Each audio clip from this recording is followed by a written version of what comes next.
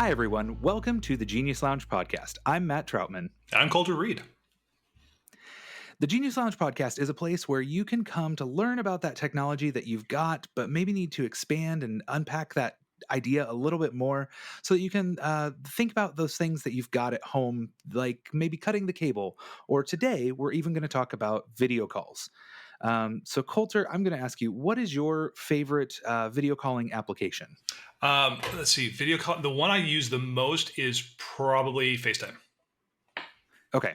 I use FaceTime as well, and that's just because all of my family is on Apple devices.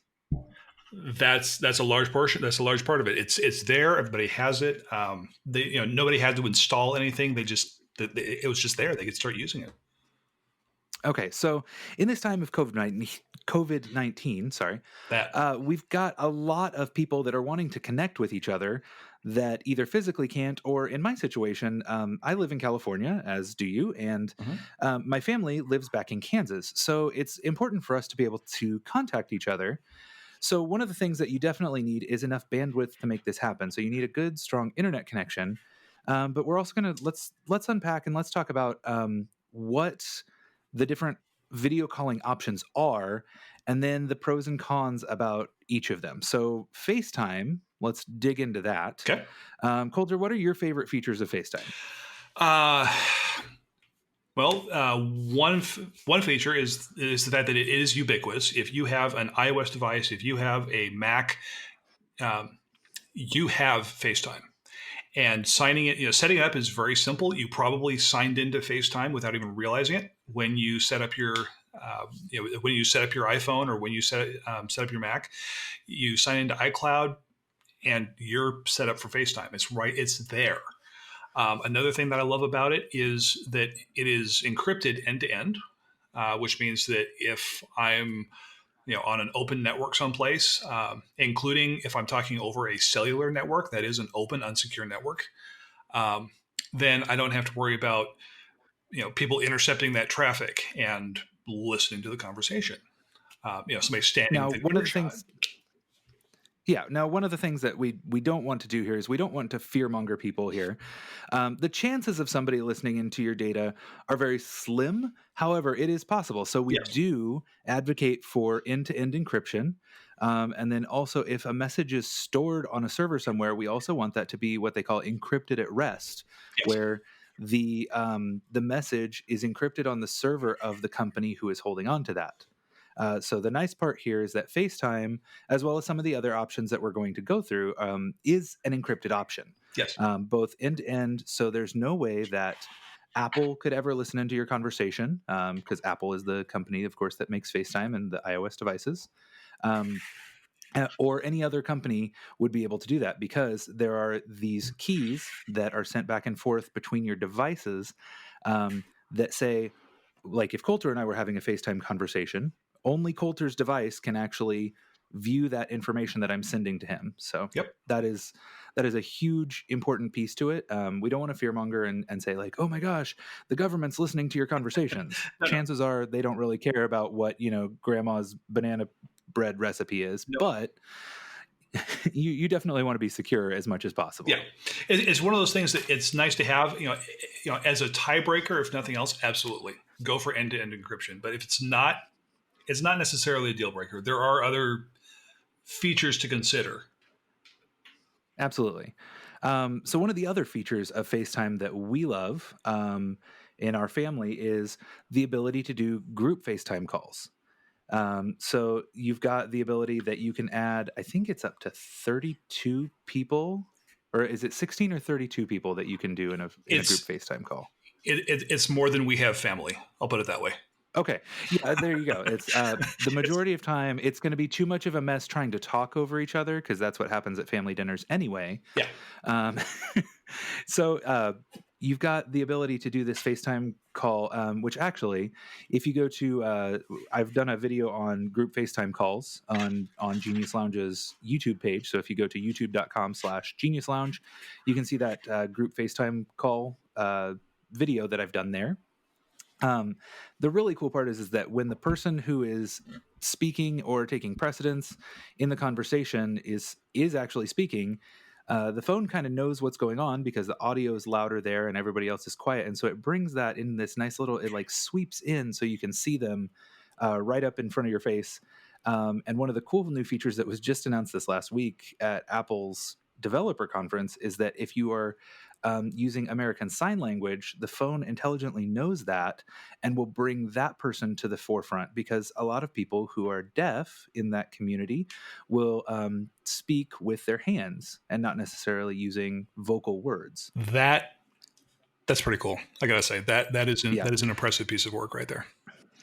Yeah, and I mean it makes total sense because of course people who are deaf are going to want to use FaceTime. And I think that's awesome. Apple really pushes the accessibility side of things forward a lot of times, and this is one that I know that community has wanted for a long time. Absolutely.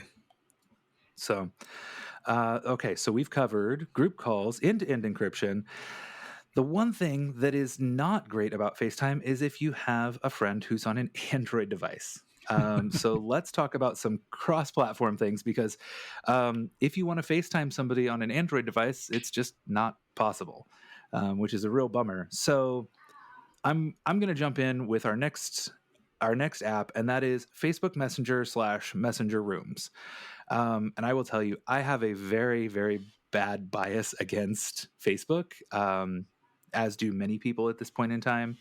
I don't trust Facebook with my data. Uh, I nor do I think anyone really should.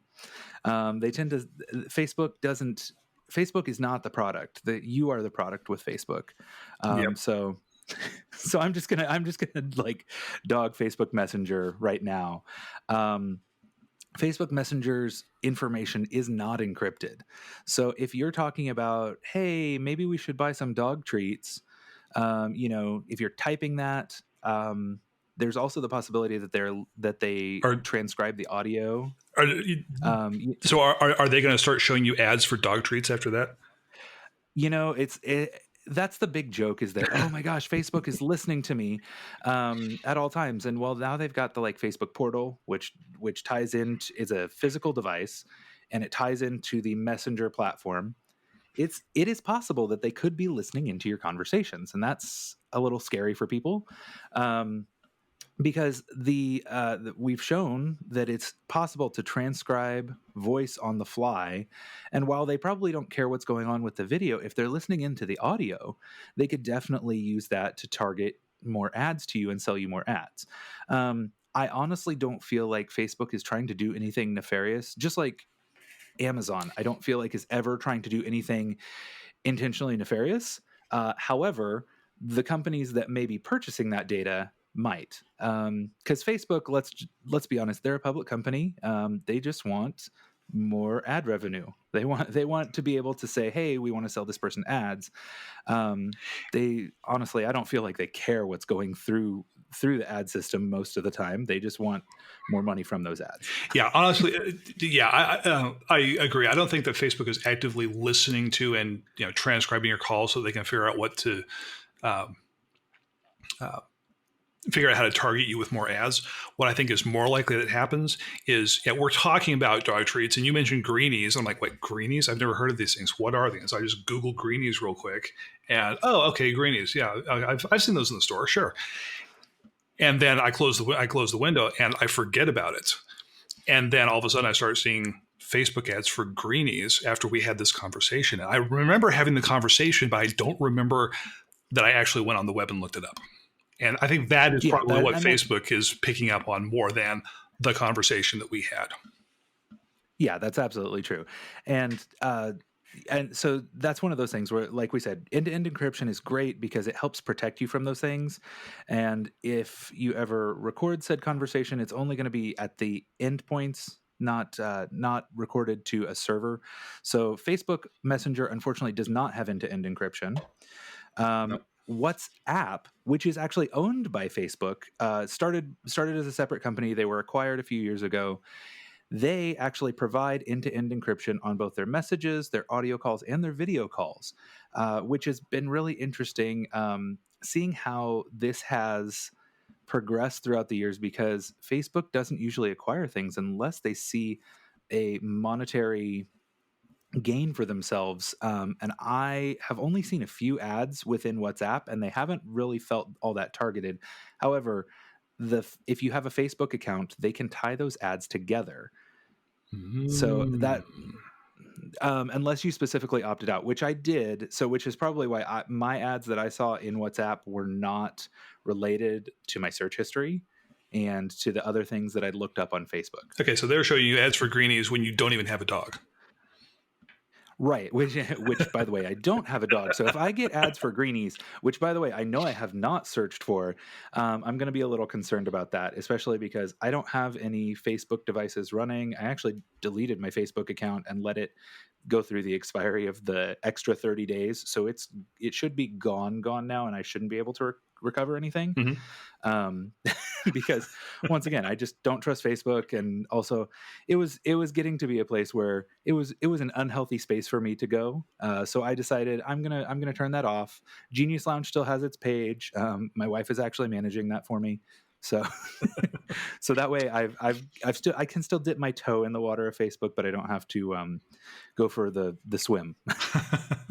So so WhatsApp is owned by Facebook, but it does provide that end-to-end encryption. So if you're thinking about getting together on the video call side of things, WhatsApp is a great way to do that.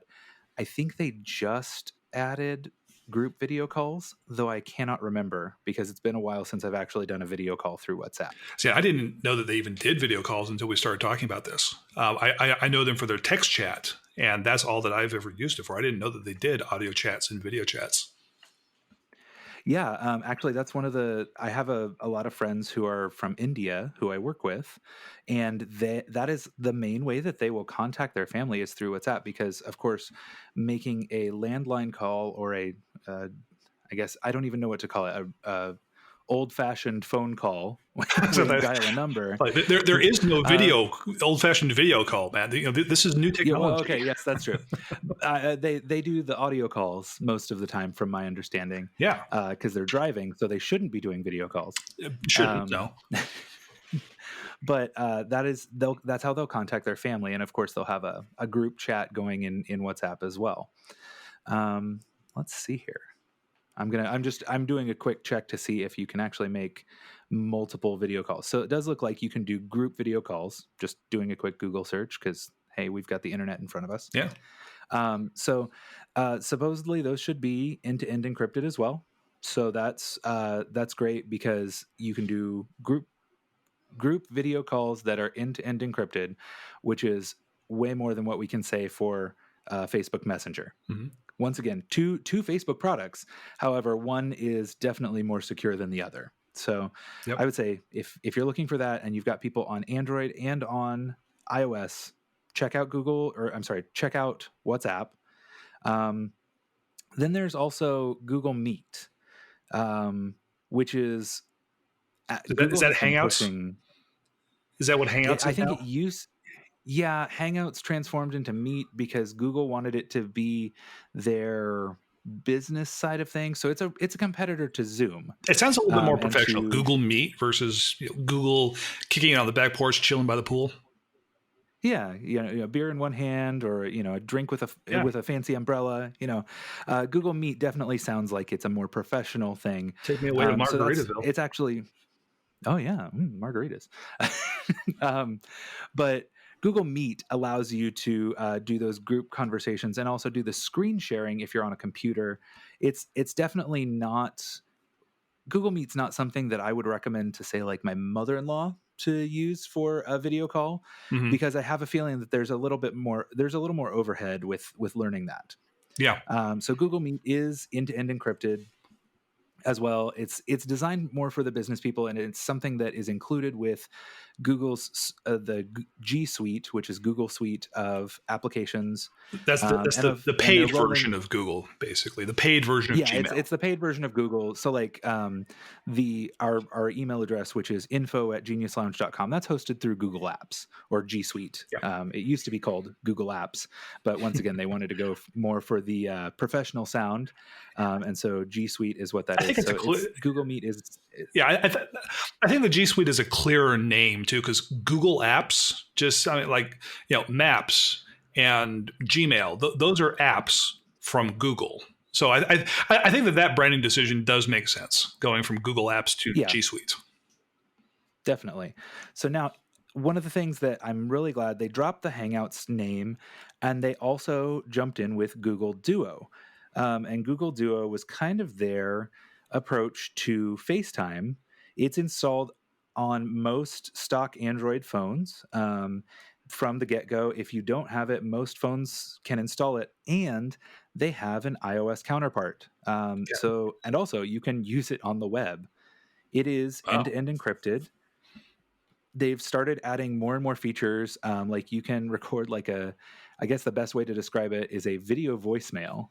So you can, if somebody doesn't answer at the end of that call or at the end of that ringing session, it'll come up and it'll actually say, "Hey, would you like to send this person a video message?" And that way you can say, "Hey, I really need you to call me back." And if you're on the side of the road with a flat tire, you can be like, "Really, I need you to call me back."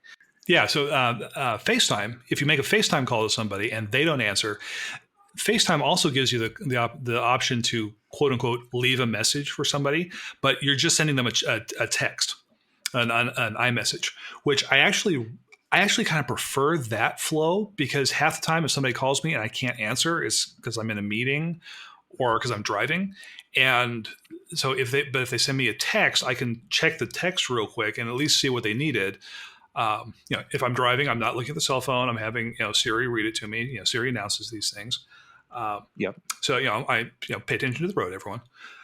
But but that text version of the voicemail, quote unquote, you can see me doing the air quotes here right next to the mic, right? Um, Yep. Absolutely. I find that that's a lot easier to check sometimes than having to go in and listen to a voicemail. Like, for example, 2 minutes ago, somebody actually tried calling me. I've got my phone on Do Not Disturb, but the screen's still lit up. And now they've left me a voicemail.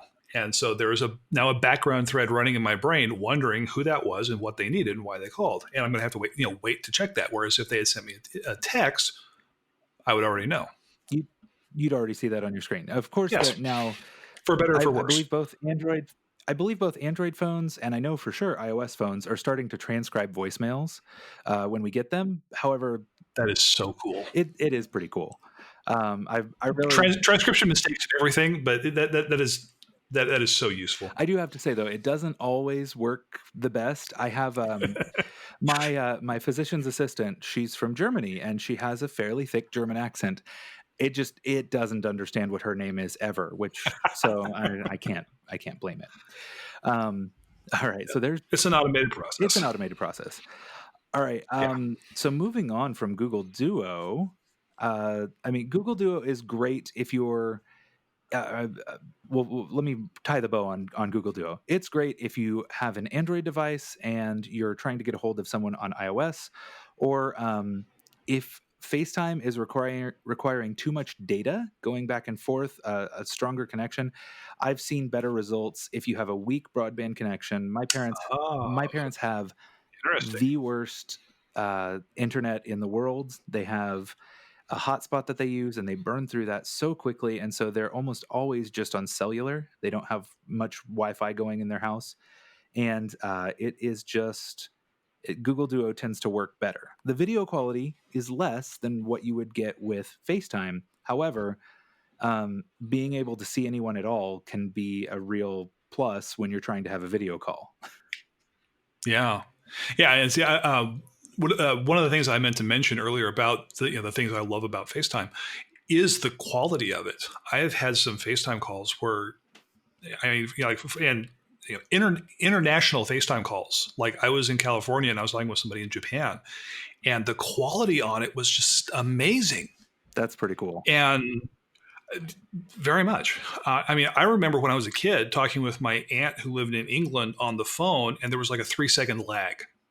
Yeah, I would say that's something, really and it would cool. take 3 seconds before she heard it, and so then by the time she responds, it's very asynchronous communication. And then here we are, I'm talking with full video, HD video, talking with somebody in Japan, and we're just having a conversation. It That was amazing. that is pretty amazing. But that crystal clear picture is something that that you have to have the bandwidth for. It takes bandwidth, and so the fact that Google Duo lets you dial that back a little bit that's going to work better for you if you don't have a lot of bandwidth available, either because you have a slower internet connection or you just want to throttle things back because you're on a limited data plan. Right. Exactly. All right. So now I want to say let's jump into. We've got this group of apps that are really. I almost want to say like WhatsApp, or I'm sorry, Google Meet needs to kind of fall into this group as well. So Zoom, Microsoft Teams, GoToMeeting, and even I feel like Skype is one of those now because Skype is owned by Microsoft.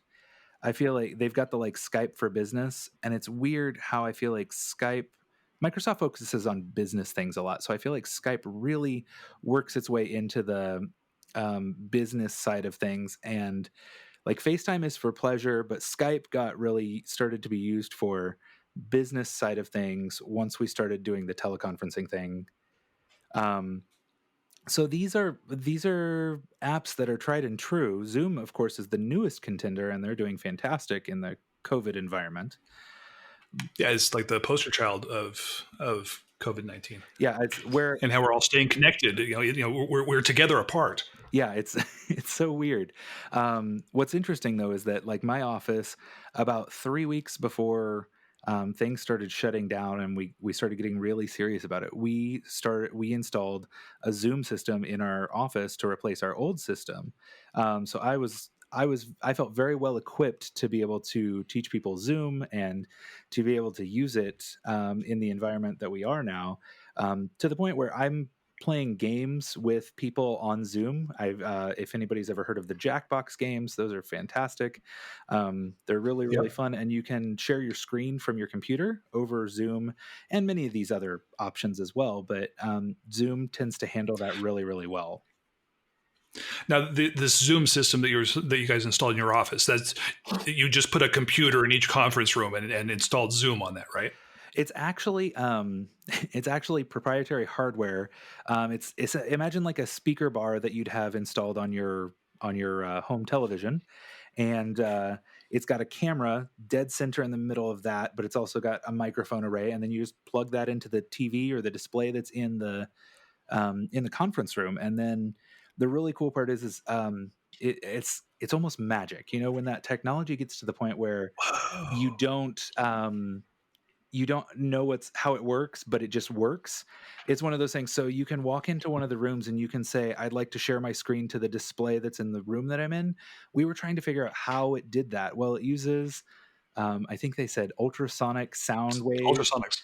Yeah. to be able to like broadcast the code to the speaker that's in the room. So it's listening, and your computer can say, hey, I'm trying to broadcast to you, so that way you know which room you're in. It's a little I bit wonder, of. I wonder if dogs can hear it. Like if anyone has a service animal in the office, I wonder if it drives them nuts. Oh, I wonder. That's a very interesting I question. honestly don't know. So so yeah, Zoom is Yeah. a So great resource for people who are working on, if you need to share, definitely I would say it's definitely not a one-to-one solution. So it's not something that I really care to call one person very often, unless I need to share a slide deck with them or show them what I'm doing on my screen. However, if I do need to share what's on my screen, it is absolutely fantastic and fairly flawless in that respect. that is something that I do wish that FaceTime did. Like if I could add one feature to FaceTime, it would be the ability to screen share so that I could share a slide deck from Keynote into the FaceTime call. Yeah, and that used to That be would an be awesome. option before FaceTime existed in iChat. Before messages was called messages, it was a feature way back in the day when you could do the. Yeah, you're going back a I ways am now. going back a ways. I'm a little nostalgic. I've got a giant iPad or a giant iPod video hanging on my wall at home. I'm a little nostalgic. So, all right. So let's talk Marco Polo. Marco Polo is not like any of these other apps that we've seen. Um, it It's is it, it is its it's own weird interesting. hybrid. So Marco Polo is essentially, imagine that a walkie-talkie Oh, now plus. you're going way back. Yeah, okay, like a walkie-talkie plus video voicemail. like those two things mixed together, because I can start sending a Marco Polo. You can start watching it on the other end as I'm sending it and react in real time or real-ish time, however long, you started watching after I started sending it. But also, you don't have to view it in real time either. You can, come back to it asynchronously and look at that anytime later. So it's really kind of strange how Marco Polo works. Have you? I think it's a really interesting model, and that is one of the things that really separates it from these other ones. Because like if I make a FaceTime call to you, or Google Duo, or WhatsApp, whatever, take your pick. If I make that call to you, you have to be available to take it, and there's no presence or availability on any of these. It's kind of like going back to when we were teenagers and we just made phone calls. Right. And if you weren't available, With you weren't the available. phone that was the phone that was actually wired to the wall, and you just had to kind of make the call and see if they were available. But in order for me, in order to make that call, you know, it has to fit your schedule. You have to be available to take the call, and we talk, we go back and forth. And for some things, that works really well. But the reason why text messaging is so popular is because we don't have to both be sitting there on our phones at the same time, texting in real time. We can do that. Like iMessage has the typing indicators. You can see when somebody's typing back. You can do that, but one of the strengths of text messages is the fact that it is asynchronous like that. You don't have to both be doing it at the same time. I can send a message to you when it occurs to me, and then 2 hours later, you have a chance to check your phone, and here's a message from Colter. Let me answer him, or it could be 2 days, 2 weeks later, whenever you get around to it, because you've been off in the Bahamas as you are so frequently vacationing. That's right. And so Marco Polo is like a video call version of that asynchronous text messaging flow. I want to share a message with you. Something's happening. I can just record that real quick, send it to you, and when you have time, you can check it out. And respond when it's convenient for you. And Marco Polo has become wildly popular in this time when we can't be together. The interesting part is that it is exclusively asynchronous. Like I cannot be sending you a message while I'm watching a message from you. And the other part of it is that Marco Polo, unfortunately, is not encrypted. It is encrypted in transit, which means that as I'm sending it, it is encrypted to Marco Polo's parent company's servers.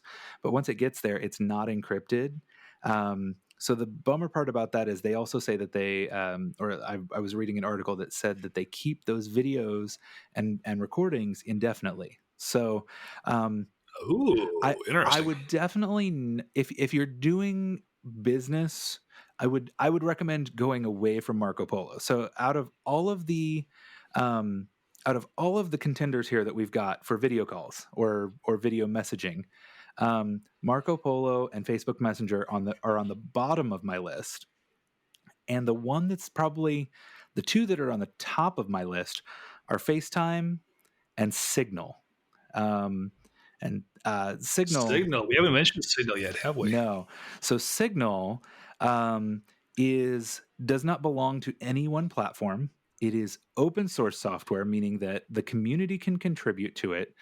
WhatsApp was actually based off of the Signal protocol, and now Facebook has taken that to it's a closed source program now, but Signal is still open source, which means that security experts can go in and they can look at Signal's code and they can say, yes, this is a secure application, and what they say they are doing, they are actually doing. So it can be audited by the community. But also it provides the ability to send text messages. You can do audio calls and you can do video calls through Signal. So by far, it is the most privacy centric of all of the apps that we've seen here.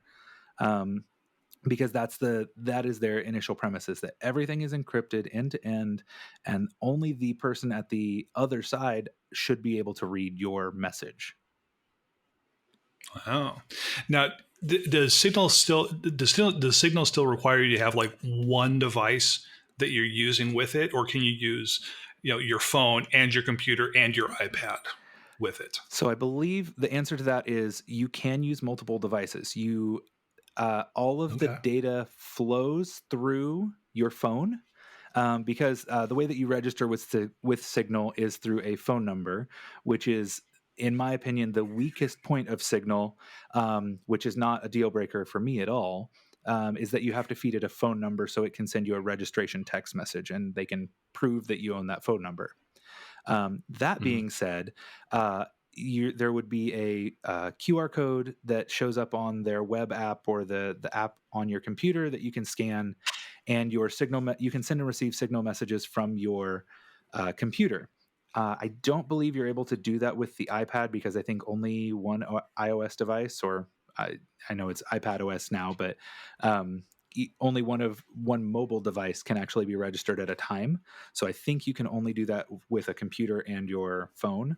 The cool part is that because they're so privacy centric, those messages, any new messages after you register it, will come to your computer, and of course the ones that you send from it will show up on your phone. But if you remove Signal from your computer, those messages don't live there. It doesn't sync past messages, which is one of the things that I love about iMessage, Apple's proprietary um, encrypted messaging program. But Signal, with those messages, does not sync those, just for privacy purposes, so that, like, oh, hey, I have 10 years worth of messages. They don't just pop over onto my computer as soon as I register it. It has to be messages that are active and that I'm interacting with now. Well, to clarify, for iMessage to do that, or for messages to do that, you have to have messages in the cloud Oh, turned that's on. correct. I'm If sorry. you don't have that turned, if you don't have messages in the cloud turned on, then messages behaves the same way. Where you get a new computer, you set it up, and you sign in, and you will get new messages going forward. But not old messages, and that's an implementation detail that stems from the way that those secure keys are shared around. There's a new computer, there's a new shared key, or there's a new key that has to be shared around to the people that are communicating with you, and so it's just an implementation detail there. Yep, It's, exactly. it's not something that Apple is intentionally limiting you from doing. It's just how encryption works. Correct. Yes. So, Colter, which are your two favorite video calling apps here? Obviously, I said, like, mine are Signal and FaceTime, just because of the security features there. What's your picks? Yeah. Um, I'm still going with FaceTime for one of them, just because it is so easy to use. And if you have an iPhone, if you have a Mac, you've got it, and you're probably already signed up for it. And so there's a very low bar to entry there, and the quality is wonderful, and it's got good integration with Siri, for example. So I do love FaceTime for cross-platform video calls. I'm gonna have to go with Zoom, just because that's the one that I'm using the most. So by Okay. simple usage, I'm gonna have to say, yep, Zoom gets that title. Yeah, so many people are using Zoom right now. I mean, even my 9-year-old knows how to use Zoom. Yeah, yeah. I mean, once we went into lockdown here, 3 months ago now, um, I signed up for a paid Zoom account so I could start hosting meetings for our church. Okay. Yep. And as So I did the I've been doing same. a lot of So hosting for that. I think a lot of people did. Their stock suddenly, their stock took off. exactly. So, well, if any of you out there have any suggestions, did we miss something? Is there a better solution that we're missing? Feel free to visit us over on geniuslounge.com/podcast. There's a link to our Anchor page. You can send us a voicemail there even. We are using anchor.fm to send out to distribute our podcast. So you are more than welcome to check that out there and send us a message. Tell us what we did great. Tell us what we did wrong. And of course, you can subscribe in all of your favorite podcasting apps from Anchor. So we are on Google Podcasts, we're on Apple Podcasts, we're on Spotify, and several others. So give us a shout out there, and we'd love to hear from you.